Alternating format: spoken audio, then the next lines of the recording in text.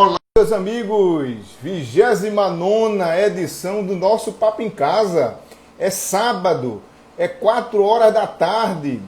É bater ponto no Papo em Casa, né? Estamos aqui seguindo a nossa caminhada do conhecimento, como eu costumo sempre dizer nesse início de programa, de série, né? De bate-papo. E estamos cada vez mais conseguindo alcançar o nosso objetivo, que é trazer para você conhecimentos específicos, conhecimentos necessários nas mais diversas áreas do direito, da política, da cidadania, né, nesse período de pandemia. Com certeza, quem acompanha há algum tempo o Papo em Casa tem mais informações pessoais e do mundo, uma visão de mundo maior do que aquele cidadão que não acompanha ou que não vinha acompanhando há algum tempo. Para quem está chegando agora, eu só tenho a agradecer, né, as inúmeras pessoas que têm entrado em contato com a gente, sugerido novos convidados, sugerido novos temas, né? A gente está começando agora, o pessoal está chegando aqui, nossa convidada, inclusive, já está aqui. E eu queria dizer a vocês, pessoal, que a gente falou de política nessas últimas semanas, chegamos a falar de saúde, falamos de educação, agora a gente volta a falar no direito, numa área específica do direito, sem fugir do nosso propósito de trazer a atualidade, de tentar contrastar o tema geral com o tema específico da atualidade. Direito digital é o nosso tema de hoje. Como você pode se proteger de danos em ambientes virtuais? Por isso a gente está trazendo a doutora Everilda Brandão, colega professora universitária, advogada, autora de 2 livros sobre propriedade, autora de diversos artigos sobre direito civil e que tem aí toda uma visão na área do direito civil, na área do direito privado, que vai nos clarear, pessoal, a maneira pela qual a gente deve agir com prudência nesses tempos em que nós somos forçados, diga-se de passagem, a utilizar ferramentas intelectuais, a utilizar instrumentos intelectuais, seja no trabalho, na profissão, no dia a dia, para se comunicar com a família, em razão desse necessário isolamento social que, ao meu ver, veio a acelerar o que já viria no futuro, que era o avanço da tecnologia nas nossas áreas específicas do mercado de trabalho. E ela já está aqui, eu vou chamar a nossa querida Everilda, pontualmente aqui, cumprimentar aqui os professores que estão chegando, professor Eduardo Cruxo, alguns alunos, Luciana, Misabel, nossa amiga Gilmara está aqui com a gente também. Pessoal chegando aí devagarinho. Opa, Everilda. Olá. Boa tarde, cheguei, querida. Boa tarde. Tudo que bem prazer, com você? que alegria estar aqui com você. Ô, rapaz, eu Tudo que agradeço, paz. viu? Agradeço. Eu estou no meu momento caras, viu? Porque você tem entrevistado gente assim, muito celebridade, então eu estou me sentindo no momento caras. Mas você é uma celebridade também, na sua área, na sua competência, professora e Everilda, pessoal, é minha colega lá em Caruaru. Nós ensinamos Com juntos. muito orgulho. Lá na Unifavip, né? Que agora a gente está voltando, todo mundo remoto, né, Everilda? Todo mundo naquela rotina, né? De adaptação a esse período difícil que a gente está vivendo, mas que eu acredito, e aí eu acho que você até concorda comigo, que no âmbito universitário a gente tem passado por isso com maestria, não é, Everilda? Tem, nós conseguimos em 1 semana, os professores com mais dificuldade estavam prontos. Então, você se adaptar a uma nova rotina é, assim, incrível, porque eu já tinha vivência digital dessa onda de Instagram, de live, você também. Então, para a gente foi só tirar uma live e demorar um pouco mais com os meninos, uma adaptação ali de ter um público maior.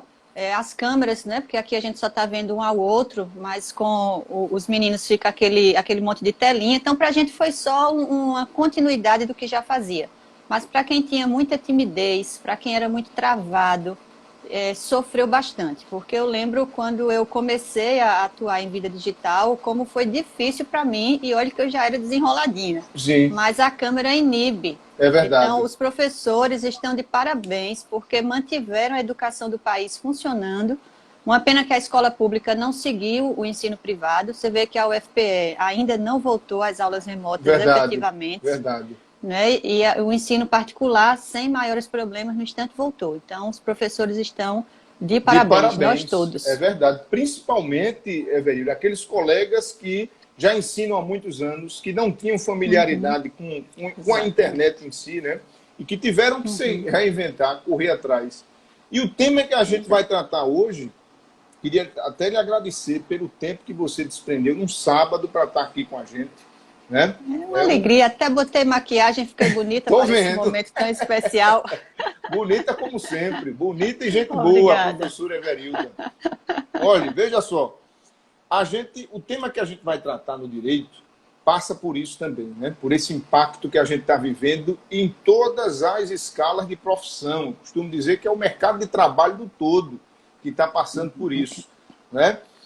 Como, Everildo, a gente pode, no campo do direito, começar a se proteger quanto a essas questões, né, no direito privado, né? E o que você tem no seu dia a dia visto aí como necessário, atitudes da rotina que têm impactado e que precisam de proteção?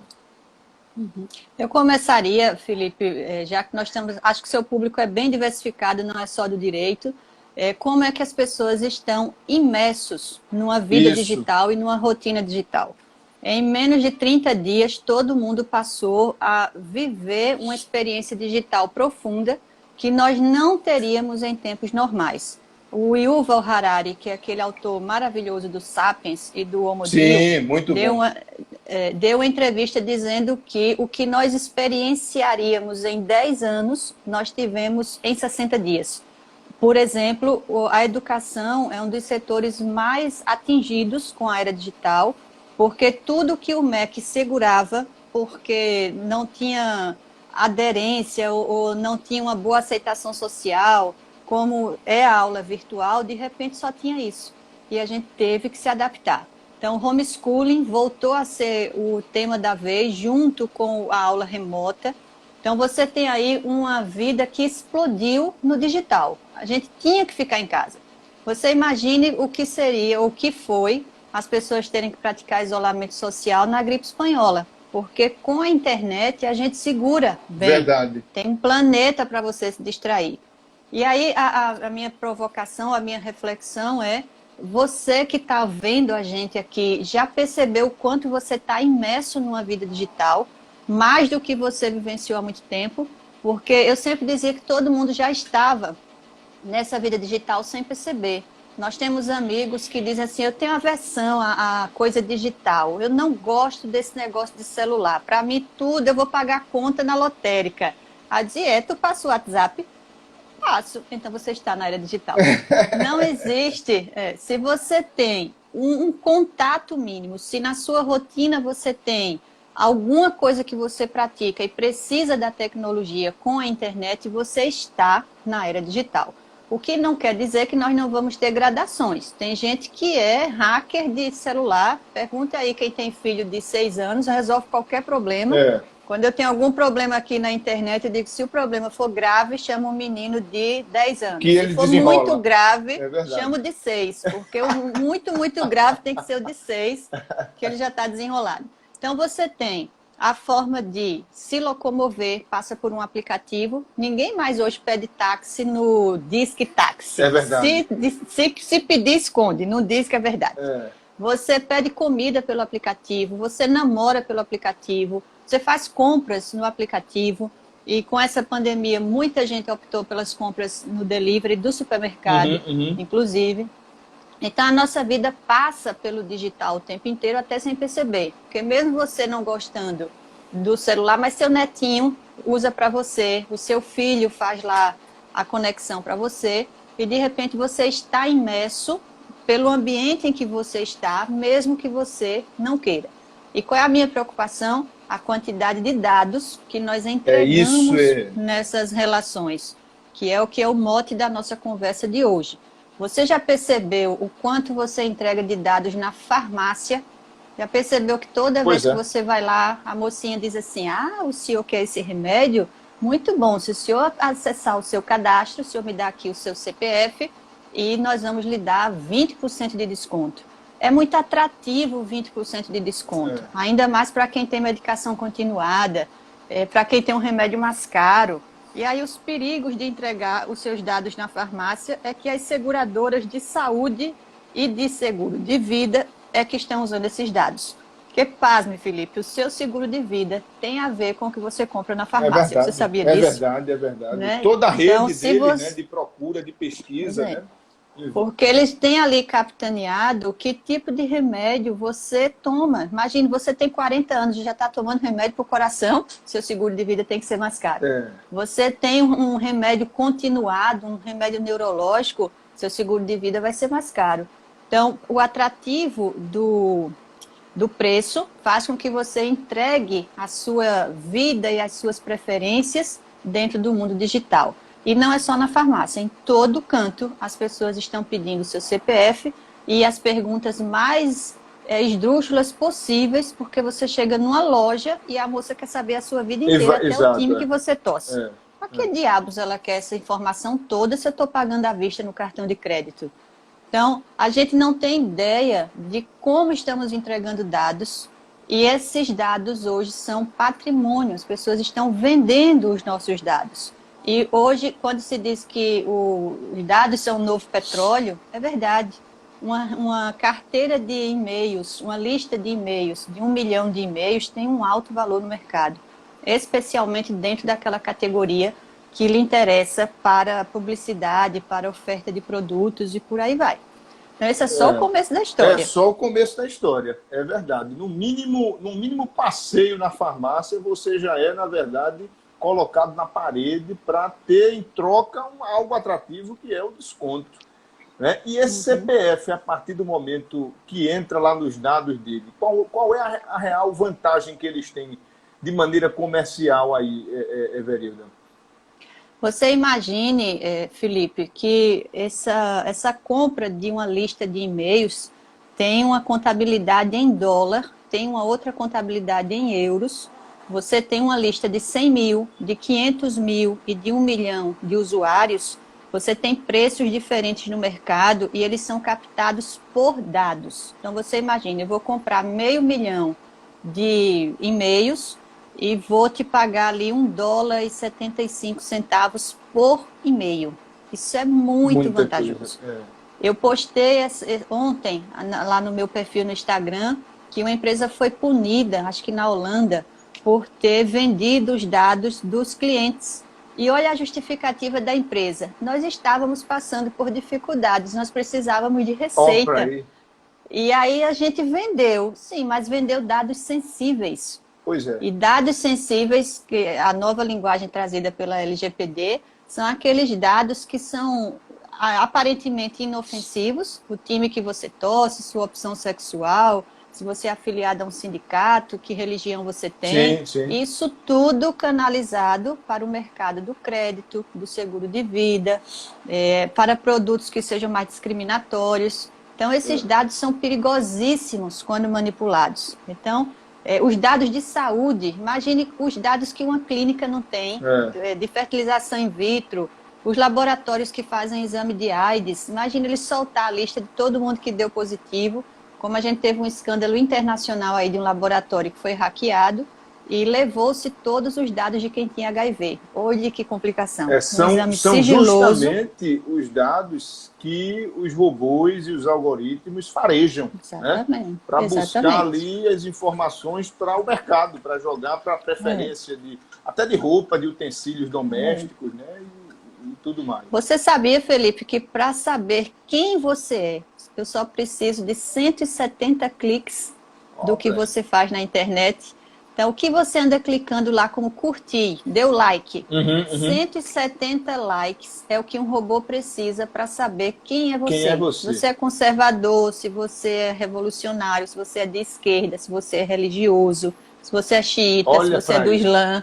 170 cliques dizem quem é você. Agora, você imagine isso na mão dos estados, Pois que é é, a minha grande preocupação de estudo. pois A é. China já tem um controle absurdo das pessoas. Então, o reconhecimento facial é a nova modalidade da tecnologia.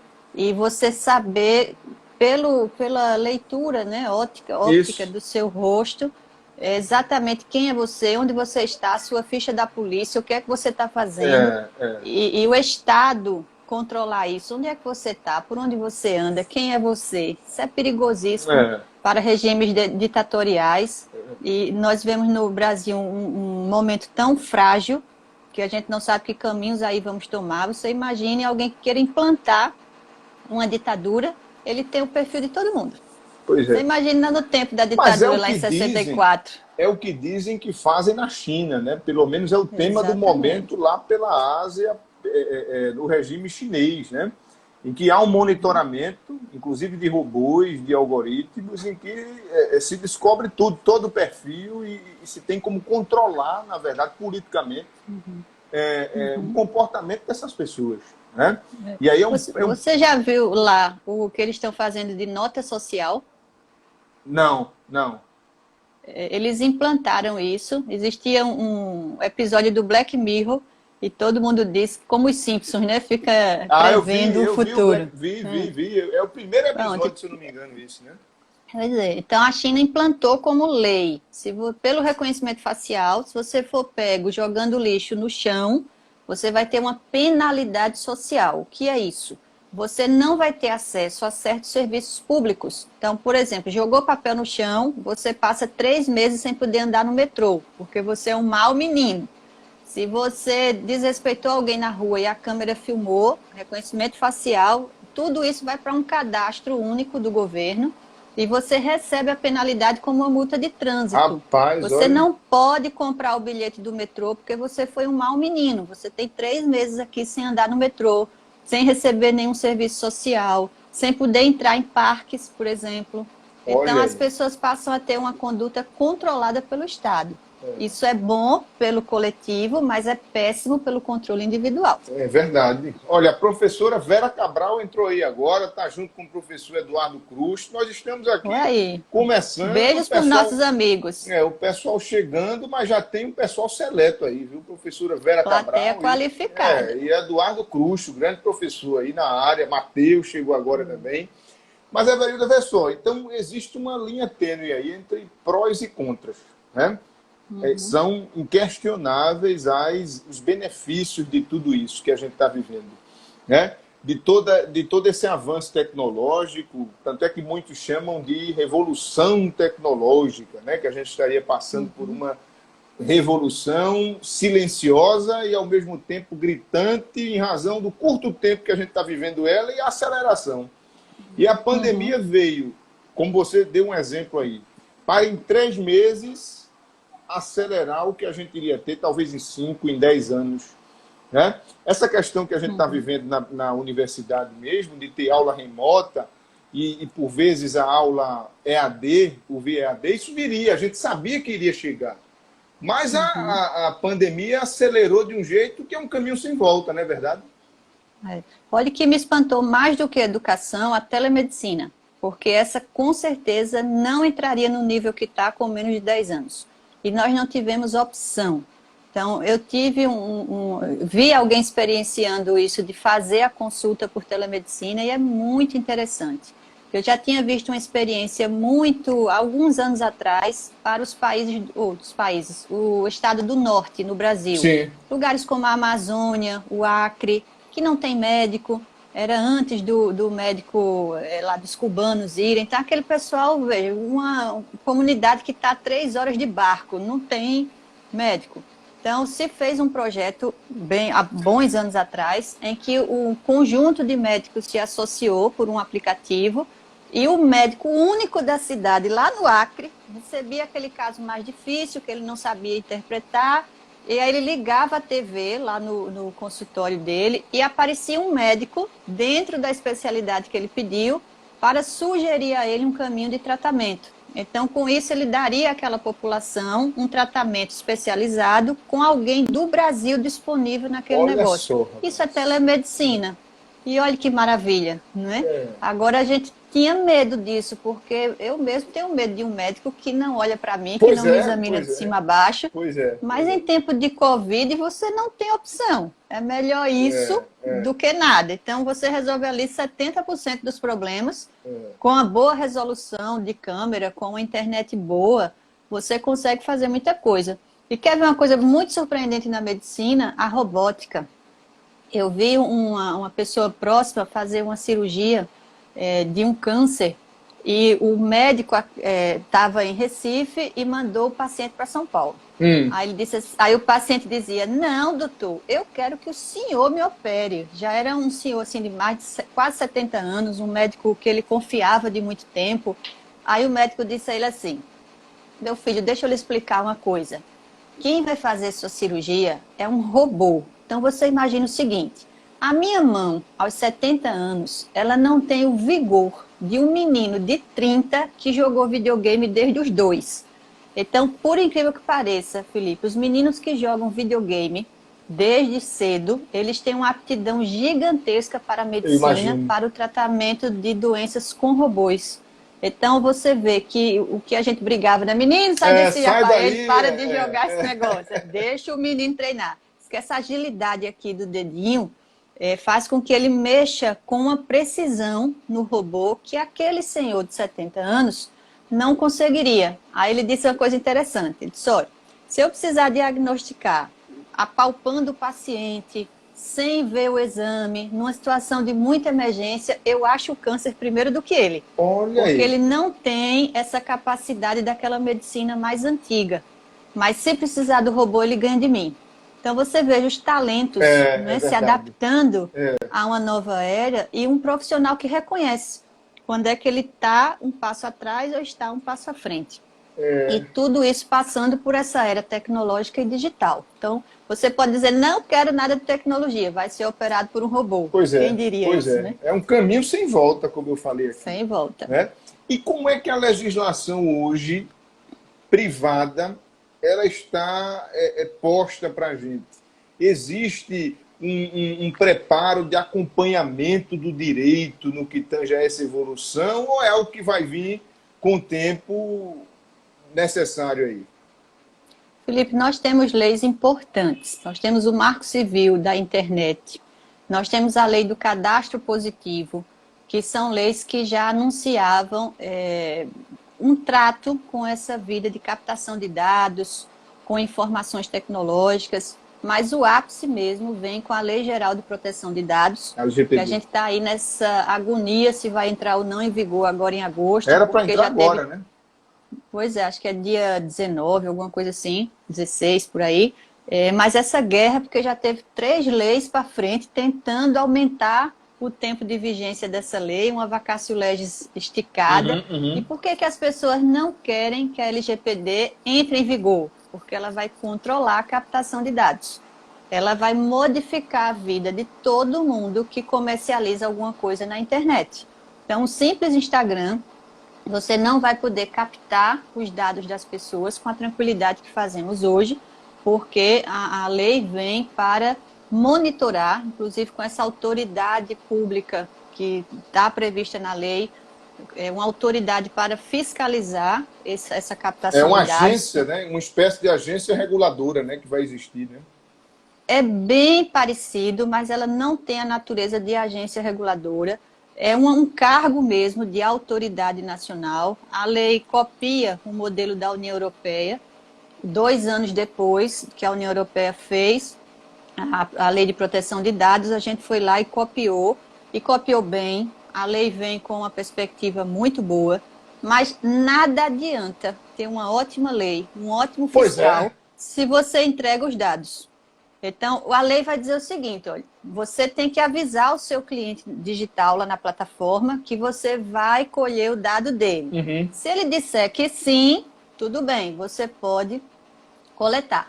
Aí o que é que a empresa faz? Ela lança um joguinho no mercado e diz assim, vamos ver como o Felipe ficaria aos 80 anos. Vamos fazer o joguinho do rosto Isso envelhecendo. Aí acontece Felipe muito, é. faz, que jogo legal, olha É, filhinho, é. vamos fazer com toda a família. E aquela plataforma, com aquele joguinho, está captando o Suga os reconhecimento dados. facial, seus dados, principalmente de reconhecimento facial, que se você imaginar, vai ser um dado de altíssimo valor, é o de reconhecimento facial. E você, aí ele diz assim, para jogar, Felipe tem que entregar os É, dados. Você exatamente. É. aceita? É. Aceito, porque eu Inclusive, quero pede para a jogar. gente compartilhar a nossa rede, né? Com a senha da nossa rede Exatamente. social, né? É. Olha, esses dias eu fiquei tão impressionada porque eu fui baixar um arquivo de uma plataforma acadêmica, uma plataforma muito usada no Brasil e também na América Latina. Vários amigos, você já deve ter visto, a academia.edu. Sim, sim, sim, tem um acervo. Pois é, aí um amigo me mandou um artigo que eu precisava ler e ele disse, eu postei lá na academia, eu vou te mandar. Ele mandou o link.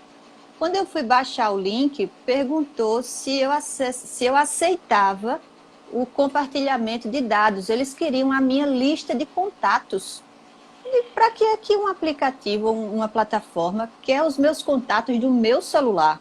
Não permiti. E aí não baixei o artigo. É Não, impressionante. é. Porque para quem interessa um artigo acadêmico e ter acesso à minha lista de contatos do telefone. Aí você vê essa semana, tem mais ou menos umas 3 semanas, vários juristas nacionais que têm ampla atuação na internet com os dados clonados, com toda a lista do telefone dele, recebeu uma mensagem pedindo dinheiro emprestado para pagar um boleto em anexo, que estava numa emergência. Então, você vê que você não tem ideia, Felipe, de como a nossa vida fica transtornada se copiarem o seu perfil do Instagram ou do Facebook, ou pegar os seus contatos de telefone. Você tem uma agonia, porque você não consegue se comunicar É com as verdade. pessoas. É verdade. E de repente todo mundo fica ali achando que está falando com você e você não tem acesso. Aí você percebe como você está na era digital, porque você não consegue falar com as Vulnerabilidade total, né? pessoas. Alguém usa a tua senha, fica postando coisa por você e você não consegue dizer que não é você. Pois é. Aí você começa a ver a agonia. Quando capta um dado, então, de banco, ou que pratica ali uma compra que você não fez, o inferno começa. Porque para você é uma delegacia especializada em crimes cibernéticos. Descobrir o IP de onde veio aquilo ali. E você tentar barrar, que é o mais rápido que você precisa fazer, é barrar as compras. Então, como alterar a senha se o hacker alterou a sua senha principal? E aí eu vou dar uma dica muito boa para as pessoas, dada pelo Snowden, que foi Sim. aquele rapaz que mostrou lá o escândalo americano. Ele disse que a senha mais segura é uma que tenha arroba e que seja uma frase. Que ele disse que a capacidade dos robôs de copiar senhas tem um limite. Então, se você bota lá Felipe78, essa é uma senha muito Fácil, né? simples. E o robô tem muita dificuldade de ler arroba, exclamação, ponto de Olha aí, interrogação. dica importantíssima. Importantíssimo. Se você coloca esse tipo de símbolo, você tem uma proteção Dificulta. muito maior. Que é aquela história que um delegado me disse uma vez. O ladrão vai roubar alguém no prédio. Aí ele encontra a casa de Everilda com uma porta muito boa de arrombar e a porta de Felipe cheia de cadeado e de grade. Ele vai arrombar qual? A que está mais vulnerável. Pois é.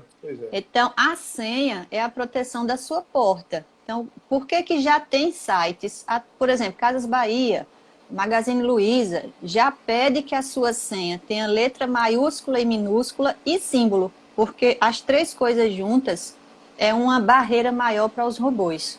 Então, fica essa dica para você Muito alterar bom. as senhas de coisas importantes. Senhas de lojas são importantes porque o primeiro golpe que fizer, compra lá 20, 30 mil reais no teu cartão de crédito e você tem um belo problema. Então, bota sempre letra maiúscula, minúscula e um símbolo. Essa é uma dica importantíssima para a nossa rotina. É verdade. Deixa eu mandar um beijo aqui para minha amiga Ana Kilza. Você não conhece, Felipe, mas é uma grandíssima advogada lá já em Maceió. Já está mandando um abraço aí. Ela está dizendo, sempre claro e preciso. Em direito do trabalho. Olha aí, muita gente boa aqui na área. O Kevin já participou, é nosso aluno, o Kevin, lá de Caruaru. Ele diz o seguinte, ó. Abraço, dá medo ver essa quantidade de dados pessoais nas mãos das empresas e dos governos. Mas, Everilda, será que a LGPD, no papel, vamos para a teoria, a gente não sabe na prática, mas será que ela vai conseguir inibir isso aí ou vai, ao mesmo tempo, dificultar a nossa relação na internet? Nos privar de certas facilidades que hoje a gente tem na internet? Felipe, a lei está muito boa, ela tem mais coisas boas do que ruins, muito mais coisas boas. E eu sempre digo uma coisa, que em sala de aula os alunos costumam comentar que ninguém cumpre, é melhor não ter a lei. A gente não sabe o absurdo do que é uma frase dessa, porque na hora da agonia você tem uma lei. E quando você não tem nada, que você diz assim, mas eu não posso fazer nada, não, tem que esperar o legislador legislar. E outra coisa é você dizer, eu tenho como fazer um registro, eu tenho como abrir um processo, eu tenho como ter uma ordem judicial de captação do IP, eu tenho como vasculhar aqui a origem disso dentro do meu computador, procurando o computador do outro, e tudo isso porque tem uma lei. Então, ter a lei é muito importante. Como o nosso texto foi inspirado no da União Europeia, e lá se passou por uma ampla discussão, eles tiveram 2 anos de vacatio legis, eles fizeram em 2016 e entrou em vigor em 2018. A gente captou o texto, deu o mesmo vacatio legis e estamos aí em 2020 para entrar em vigor. Então, falando em adiar por mais um ano, mais ou menos, né? Pois é. Inclusive, eles colocam lá a classificação das pessoas que lidam com os dados, né? O pessoal do setor da empresa, né? Tem o tratamento de dados, né? Eles já falam em tratamento diretamente, e tem as pessoas específicas que trabalham, né?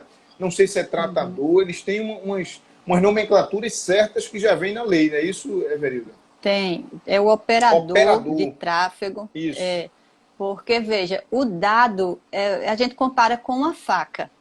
A faca por si só não tem perigo. Você tem facas em casa, na sua cozinha. Mas o uso de uma faca pode levar à morte de alguém.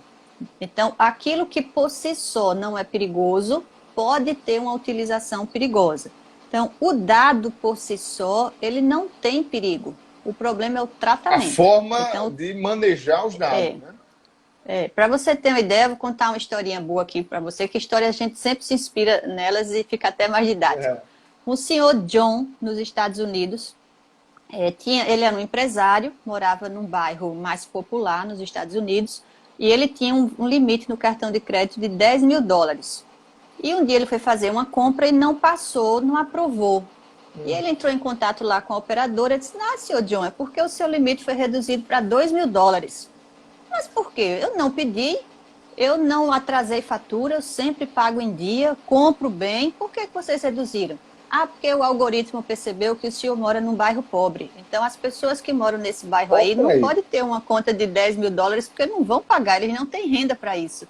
Então, o robô detectou pelo bairro que ele não teria capacidade de cumprir um pagamento de $10.000, ele seria inadimplente. Então, esse é o tratamento de dado. Você captar um dado geográfico, aparentemente inocente, o lugar onde você mora, e a partir dele negar o crédito. Para você ter ideia, a gente já tem notícia de bancos que negam o crédito para pessoas com base na cor. Então, as pessoas de cor parda e negra tendem a serem mais inadimplentes, portanto, os juros são mais altos ou eles não têm acesso ao crédito. Isso é o tratamento de dados. Porque quando você preenche aquele cadastro, qual é a sua cor? Para que você quer saber a minha cor para eu comprar uma roupa ali no shopping? Você não tem ideia para onde esse dado vai. Eu lembro que uma vez na farmácia, a moça disse assim, tem gente que não entrega os dados? Aí ela disse, tem poucas. Eu nem sei por que essa resistência toda. A pessoa deixar de ter um desconto para me entregar um CPF. Eu disse, amiga, vou te explicar uma coisa. Lá vai eu dar uma aula a ela de proteção de dados na farmácia. Mas o mundo, a promoção é muito atrativa. Como o brasileiro gosta da promoção. Se for mulher, então, né? Mulher adora uma promoção. Se sentir uma promoçãozinha, vai lá e faz o que for possível para conseguir, independente das consequências, né? No direito, Everilda, na academia do direito hoje, existem disciplinas no direito privado. Eu pergunto isso porque eu sou do direito público, não estou no dia a dia do direito privado com vocês. Há disciplinas específicas para isso? Está no conteúdo, nas grades das disciplinas, essa questão da proteção de dados, do direito digital, ou é ainda algo muito novo? Agora também está se falando bastante em compliance, né?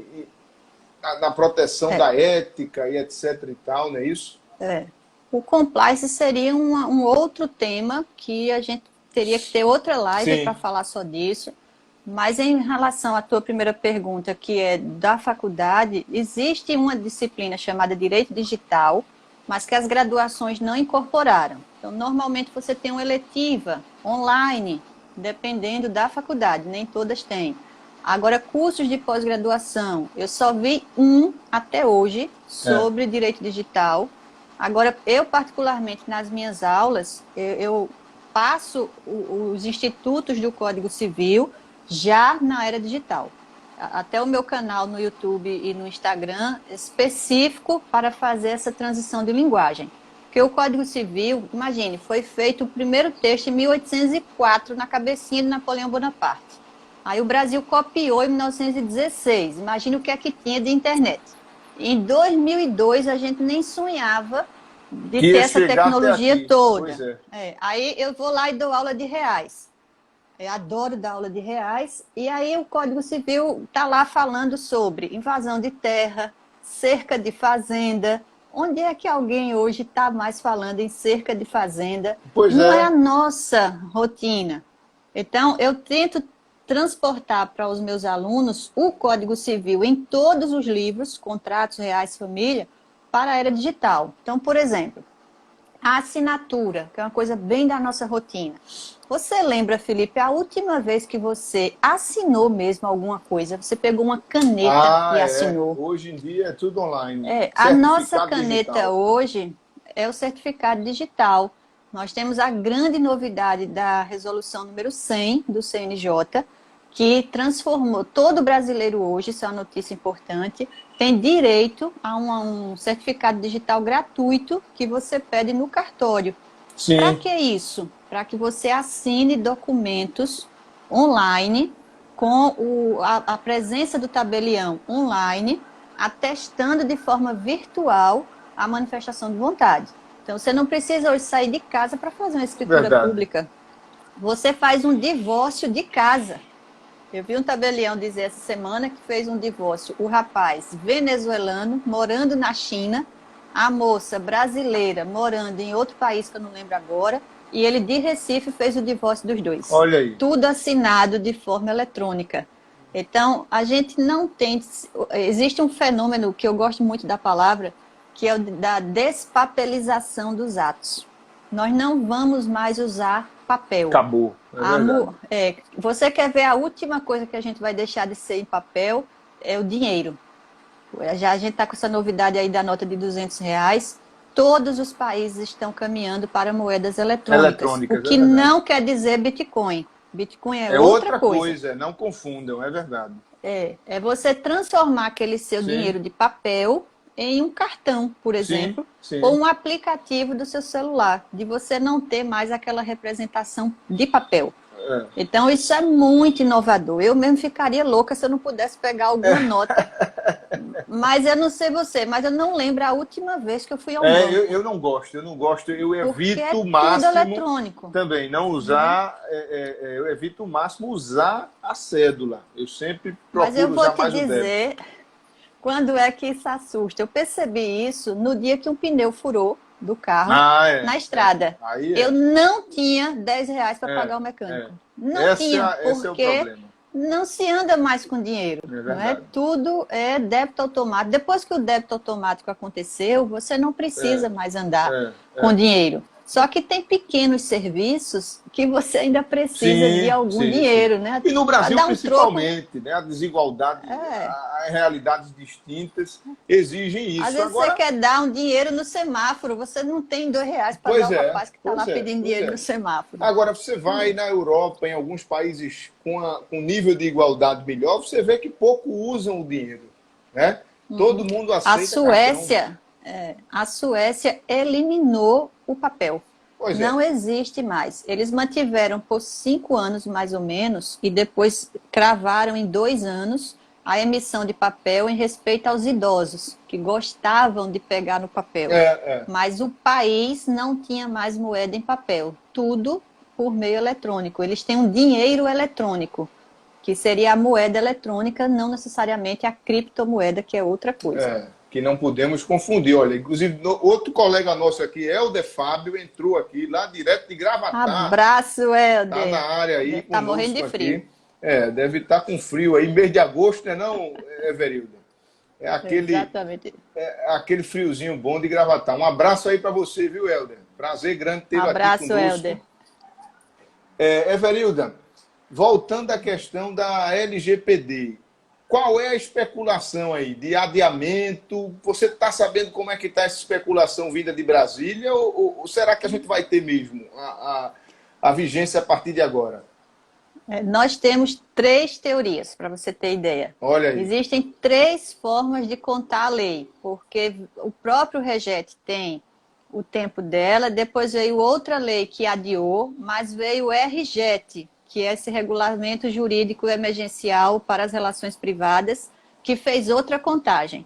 Então, todo mundo do direito civil está escolhendo que teoria aderir.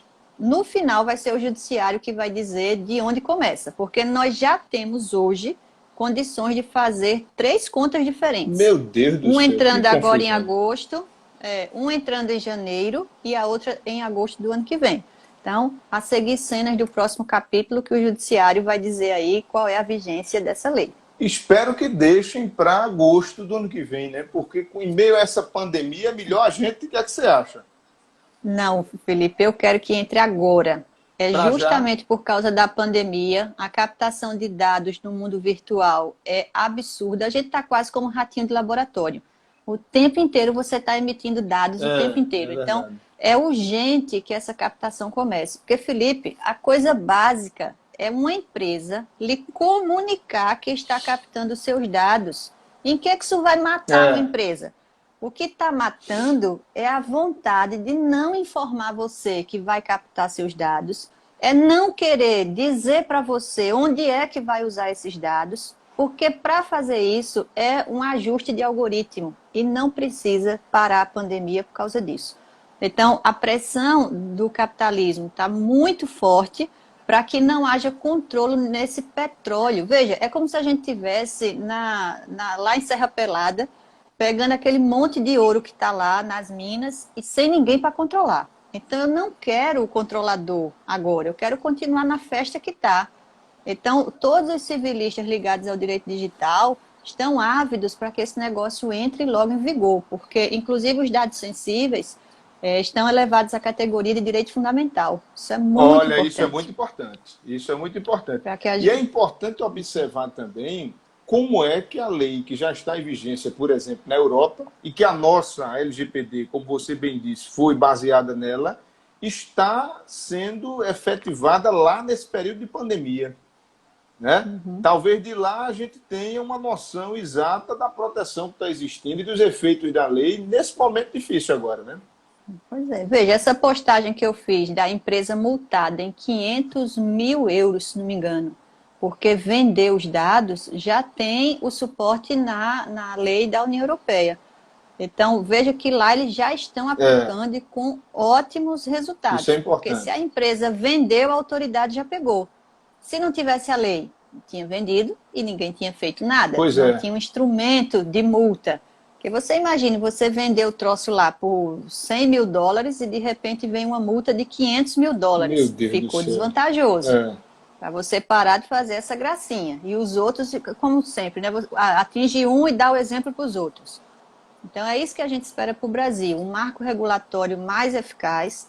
O Marco Civil da Internet já serve para muita coisa, mas a LGPD vem com um braço mais forte na proteção de dados. E nesse período, Everilda, sem a lei ainda, sem a LGPD, em meio a uma necessidade de se utilizar profissional e pessoalmente de redes sociais e da internet, como se proteger? O que é indicado você agir agora, sem ter essa proteção efetiva ainda, né? Mas precisando se utilizar das tecnologias. Eu acho que se tivesse assim um conselho para Isso. dar para todo mundo, primeiro, proteja sua senha de forma segura para evitar esse vazamento e cuidado com as armadilhas virtuais, porque no final é a nossa vontade, é o nosso controle que coloca uma barreira nisso. Então, se eu sei que esses joguinhos de captação de foto, que animal você seria? Como seria você com 80 anos? Todos esses jogos são feitos para captação de dados. Todos. Se eu sei disso, a decisão é minha. E aí eu entrego se eu quiser. Aí vem aquela história, mas é muito atrativo. É, cigarro também é, bebida também é, drogas Pois também é, é, não é? pois é, pois E a é. gente não usa. Então, se você sabe do perigo, você tem uma decisão a tomar. Você tem uma postura diferente. Uhum. A sua postura muda na farmácia, muda nos jogos, muda no acesso de plataformas. Você tem mais cuidado com aquele site que está lhe vendendo uma coisa muito barata.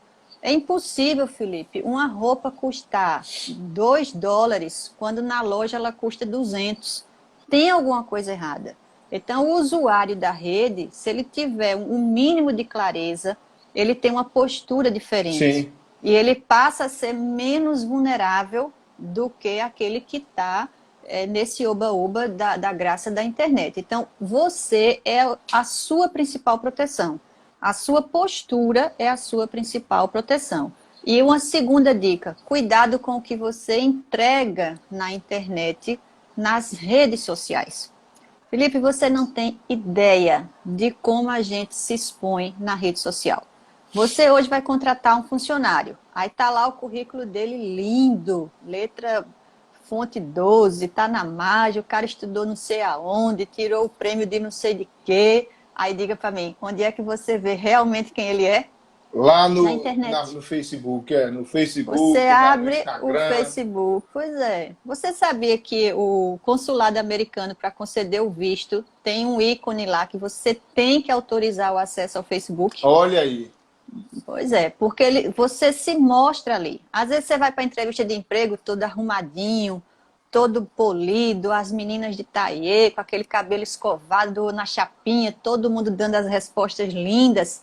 Abra o Facebook dele. Ele é homofóbico, é racista, É, ele está falando mal do porteiro do prédio, ele faz escândalo na rua, ele mostra foto de bebedeira. é, Eu não quero uma pessoa dessa para trabalhar comigo. Então, pois ele é é. perfeito no teatro da entrevista, os documentos dele são uma ótima maquiagem, mas ele se entrega na internet. E como as pessoas postam a É. sua intimidade na internet.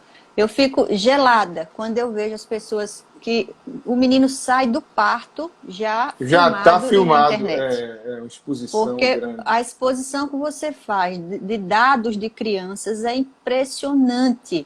Porque as crianças são protegidas, inclusive dos pais. Mas todo mundo nasceu 30 fotos na É, internet. O reconhecimento facial da criança começa a ali. partir A dali. captação de dados para sites de pedofilia começam dali. Então, tem menino que todo dia tem 3, 4 fotos na internet. Os meninos não têm uma vida privada. E eu sempre fico pensando assim, é uma coisa que me interessa bastante o tema da privacidade, porque é ela que entra em colisão com a internet, com essa exposição de Sim, dados. sim. Então, eu sofro lá um dano moral e vou dizer ao juiz que eu quero indenização porque alguém mexeu com a minha imagem, com a minha intimidade. Aí o juiz vai olhar o Instagram da criatura. Ninguém expõe mais a intimidade do que ele mesmo. Então, quanto vai ser a indenização dessa criatura? Se você olhar um perfil, por exemplo, o meu Instagram, você não vê minha vida pessoal lá, porque a minha vida pessoal é minha. Você vê a minha vida profissional. E outra pessoa que posta tudo, que almoçou, que comeu, a roupa que comprou, para onde levou o filho, será que a Já está intimidade mapeado. dessa outra, ele tem mais cuidado com a intimidade do que eu? Então é claro que a indenização tem que ser diferente por dano à privacidade ou à intimidade. Aquele que se expõe mais não Sim, vai sofrer tanto quanto aquele que se expõe menos. Porque quem é muito reservado vai sofrer com uma é, invasão de dados. Aquele que já entrega tudo mesmo, o hacker só sim, pegou o que ele já mostrou. Né? Você sim. vai para uma viagem, Cada passo que você dá está publicado na internet. Tem gente, Felipe, que posta o extrato do banco. Isso é um Eu absurdo. vejo. Posta tudo que Então, veja. faz, a comida, a roupa, né? As preferências pessoais e uma Então, o exposição. nosso desafio é que as pessoas se protejam, porque a lei vai poder fazer muito pouco se você entregar de bandeja os dados para os criminosos. E o grande problema, Felipe, é que as pessoas acham que isso é inocente. O que é que custa preencher aqui um dado? Você não tem noção de quanto custa. Sim. Custa dinheiro efetivo. Tem uma empresa americana que está com a ideia de comprar os seus dados e aí numa relação de compra e venda mesmo. Tá lá, você é um usuário. Felipe, você quer vender os seus dados para mim, eu vou pagar $2, $5 por 50 informações suas. Poxa, eu estou querendo comer hoje, eu estou querendo ir para um cinema, eu vou vender aqui meus dados. E aí, licitamente, a empresa coletando através de uma compra e venda. Porque dados têm um valor de mercado Grande, é absurdo. verdade. É o futuro petróleo, talvez, né? Como Não é o futuro, não, é o é o atual atual petróleo. já, é verdade. Se você me perguntar, veja na cotação da revista Forbes, as 5 empresas mais lucrativas do planeta, elas não têm uma sala de patrimônio físico. É tudo Tudo digital. online, tudo virtual. Eu acredito. Veja, a Amazon, o Google, o Facebook, qual é o patrimônio corpóreo que essas empresas têm? Nada. Elas têm dados. Dados. O Airbnb, o Spotify, o Netflix. Você vê, o homem mais rico do mundo hoje é o Bezos, que é do Amazon. Ele já passou de 130 bilhões de fortuna. E qual é o patrimônio que ele tem? Dados. Pois é. Os dados que ele tem na plataforma da Amazon. Então, o mundo só tem um valor que é o digital. Eu sempre digo assim, a minha primeira aula em sala de aula é assim, se eu lhe desse R$ 1.000.000 hoje para você investir, em que é que você comprava? Aí um diz, um apartamento, um carro, por mais velhinho. Quanto mais velhinho, mais físico, fazenda, mais palpável. apartamento e carro. O menino novinho, eu comprava Bitcoin. É isso mesmo, é isso aí. A gente não sabe o tamanho do valor dos dados, né? Em que a gente está deparado aí diariamente e que a legislação, como você bem diz, embora esteja se inteirando, ela ainda está engateando nesse sentido, não é, Verilda? Tá. A gente ainda está num caminho aí de busca por chegar numa época de segurança, porque agora a segurança somos nós próprios, a maneira como a gente age, né? E quando os danos aumentarem, quando eles chegarem na nossa porta, aí é que a gente vai tendo uma compreensão maior do que é essa era digital, que ela é inevitável, que não vamos retroagir. E aí você vai acordar e vai dizer, uau, eu tinha que me proteger. Então, volta à história do delegado. Quando é que a gente bota cadeado na porta? Depois que o ladrão entra. Pois é. Então, a primeira coisa agora é fazer com que as pessoas entendam que dados são um bem de comércio valiosíssimo e que você não pode entregar os seus. É verdade, olha aí, muito bom, foi muito bom, tem sido muito bom e outras pessoas estão chegando aqui, viu? Professor Gil Dessi, lá de Timbaúba, está aqui acompanhando a gente, um abraço para ele. Rodrigo Ferreira está aqui com a gente também, gente boa, André, alguns alunos aqui, Mariana. Só gente de primeira aqui, viu, Everilda? Acompanhando e buscando Já mando o meu abraço para todos. Olha aí. Já mando meu abraço para todos também. Coisa boa, rapaz. Está sendo excelente e a gente está buscando informações que geralmente a gente não vê nem debate, viu, Everilda, ainda na internet sobre isso. O pessoal, nem a imprensa atentou ainda para a questão dos dados, o direito digital, nem a própria Academia do Direito abriu os braços ainda para esse tema. São poucos os congressos, são poucos os cursos, como você disse, só conhece um curso de pós-graduação em Direito Digital, por exemplo, que vai ser o tema, talvez, do futuro no direito, né? Mas, graças a Deus, a boa doutrina está batendo as portas com artigos, tem muita live nesse tempo de pandemia. Eu estava vendo essa semana, coincidentemente, eu já vi uns 5 eventos com direito e tecnologia, desde o começo do ano. Eu participo de algumas associações importantes do país, como o IBD Civil, o IBD Conte, o IBERC. São associações para tratar a doutrina do direito privado e todos aqueles nomes que você conhece na sua biblioteca estão nessas Olha associações. aí.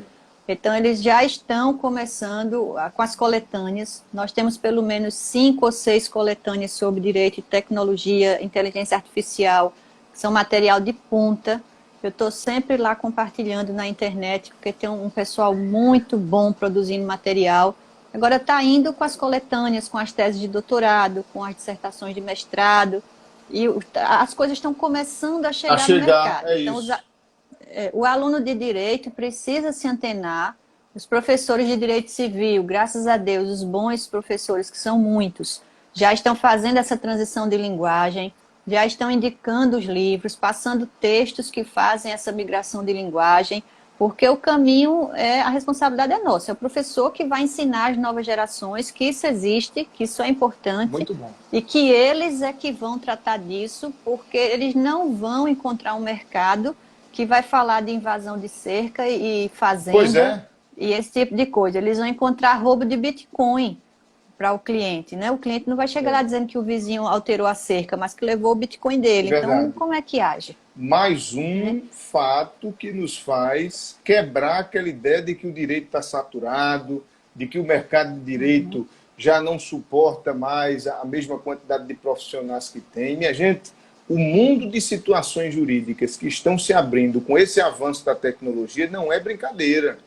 Se você é um Uhum. estudante hoje, eu digo muito isso em sala de aula, se você é um estudante hoje que está fazendo feijão com arroz, estudando aquilo que já se estuda há muito tempo, batendo martelo nas áreas tradicionais do direito, sem olhar para as zonas periféricas, para as zonas que estão nascendo agora, você vai ter dificuldade de se inserir no mercado. Direito E vou te digital, né? dizer, É um uma coisa exemplo. importantíssima que eu também digo muito em sala de aula. Se você está se preparando como estudante para decorar regras, pegar ali o Código Civil e decorar feito cantiga de grilo, um robô vai tomar o teu lugar Vai no tomar o teu mercado. lugar. Toda Porque razão. aquele trabalho, por exemplo, a advocacia de massa, que eu já fiz muito e não tenho mais paciência. Você tem 40 audiências por semana na Justiça É. do Trabalho, a matéria é igual, então você já tem uma peça no masculino e outra no feminino, para o assunto de insalubridade, para o assunto de hora extra, para o assunto. Isso. O robô faz isso melhor do que você, porque em algum momento você vai É. trocar o nome. Verdade. Então, essa advocacia o robô vai levar. Vai. Então, qual vai ser o mercado para o advogado? O pensar.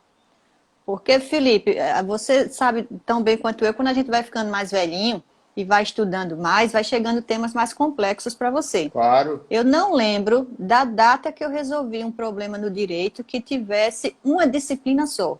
Eu não Ah, estou dizendo sim, nenhum sim. livro só do Código Civil.